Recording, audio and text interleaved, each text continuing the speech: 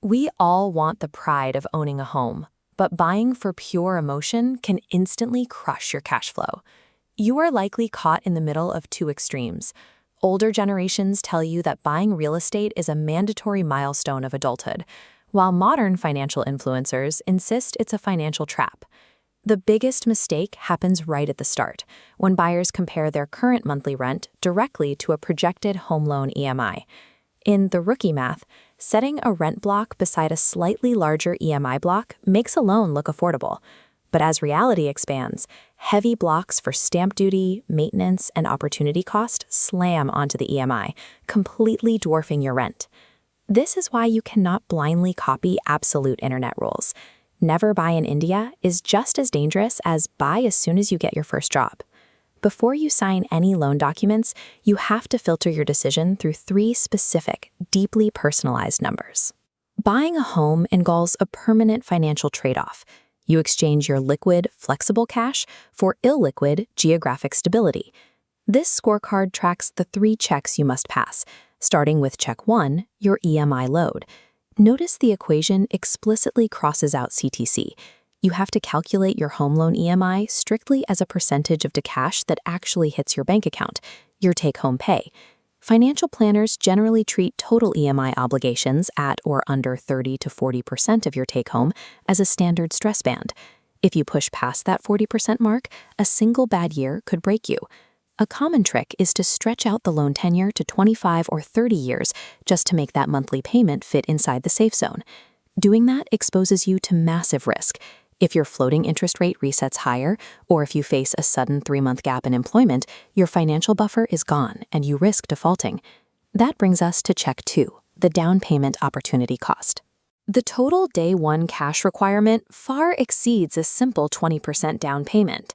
Once you add state stamp duty, registration fees, and basic interiors, the amount of cash required to move in expands significantly. Committing this massive lump sum often instantly starves your other life goals by completely draining your emergency funds. The invisible cost here is what that money could have done for you. You are sacrificing the liquid compounding power those funds would have generated if you had left them in a diversified SIP over the next decade.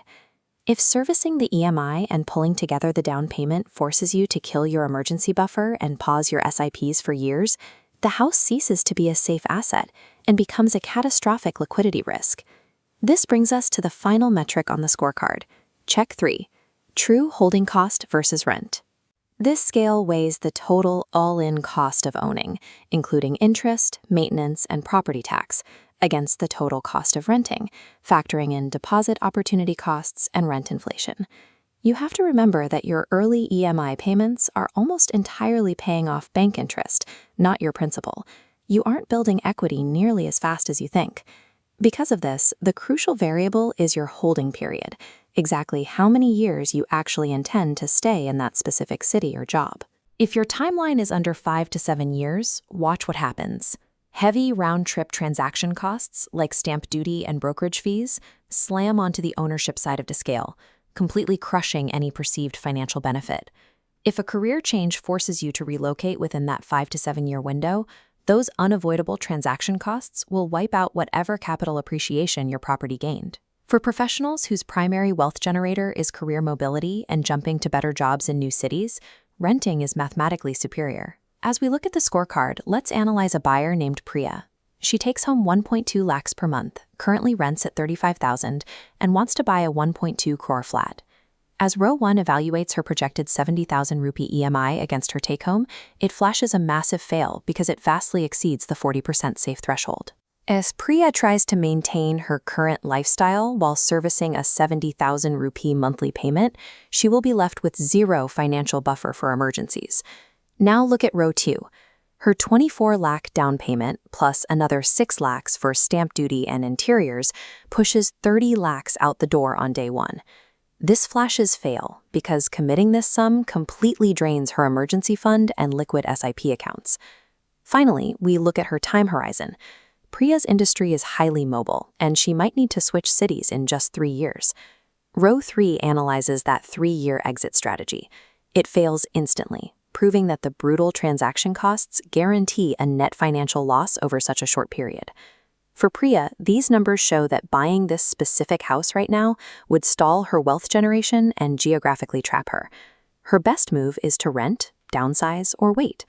This brings us to the cultural myth that rent is throwing money away while an EMI builds an asset.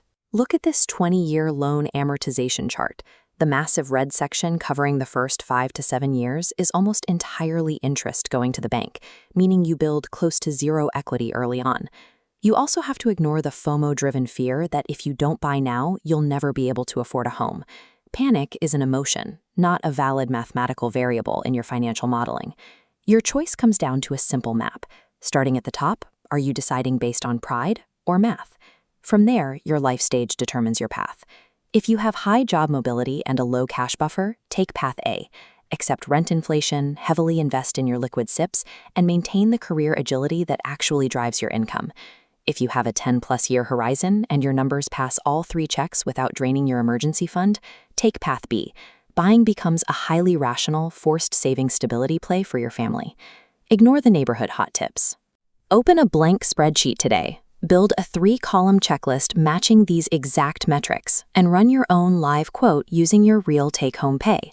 If you need to explain this to a partner or co-borrower, we've built a 60-second YouTube short on this exact topic that you can share with them right now. Make sure to subscribe for more frameworks that cut through emotional financial advice, because true wealth requires doing your own math.